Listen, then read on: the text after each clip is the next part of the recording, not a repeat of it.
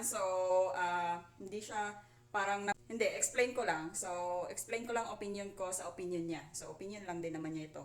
So, life insurance agent, so ako yon, isa din ako doon, should be called agents and not financial advisors. Why? How, imagine a 20-year-old newbie financial advisor teaching a 40-year-old millionaire, siya yon, entrepreneur, how to manage his finances. No hate, just alignment. So, Sir Zach, we financial advisor, meron kaming license. So, monitored and licensed, di ba?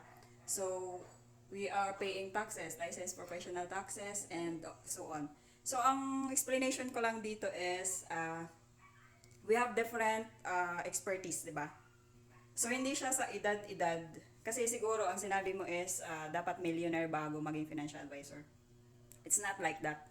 So, halimbawa ako, 23-year-old bagong doktor, or let's say, graduated ng doktor.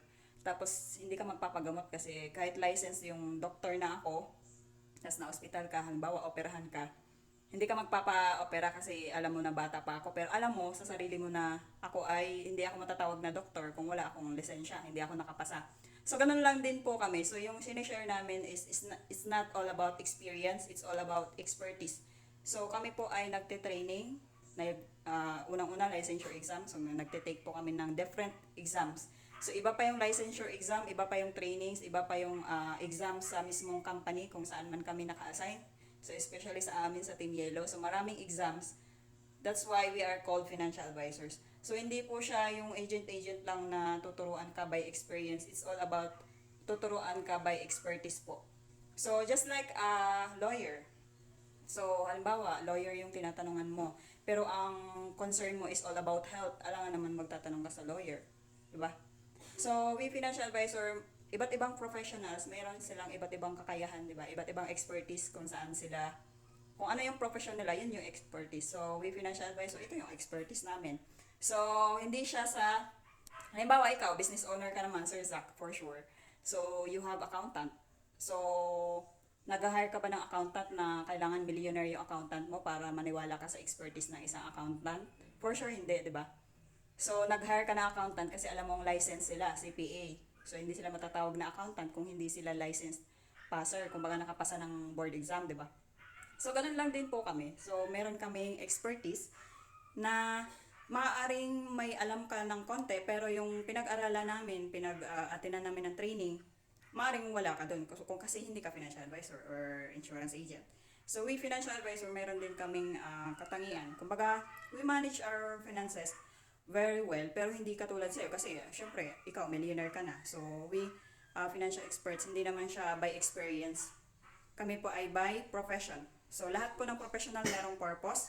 Iba't iba lang talaga ng expertise. So, halimbawa, doctor. So, medical.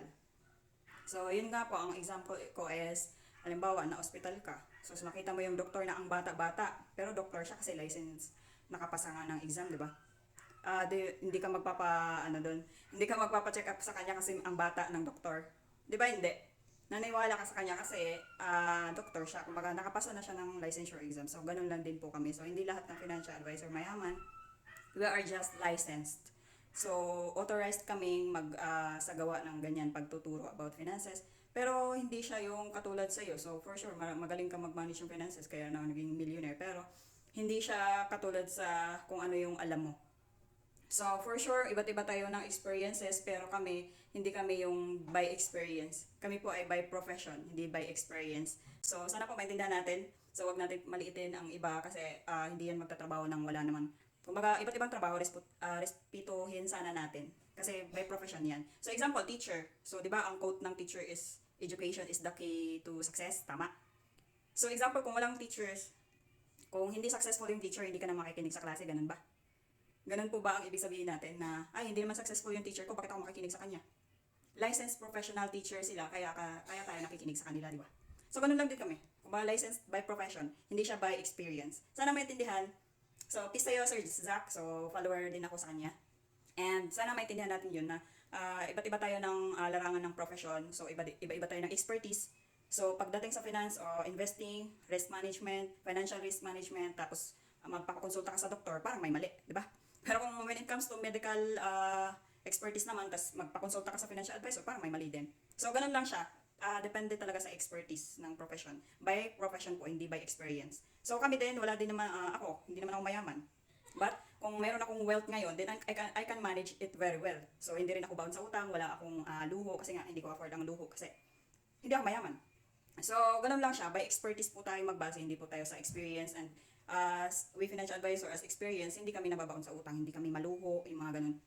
Kasi may maaga namin natutunan yung importance of financial literacy. Literacy.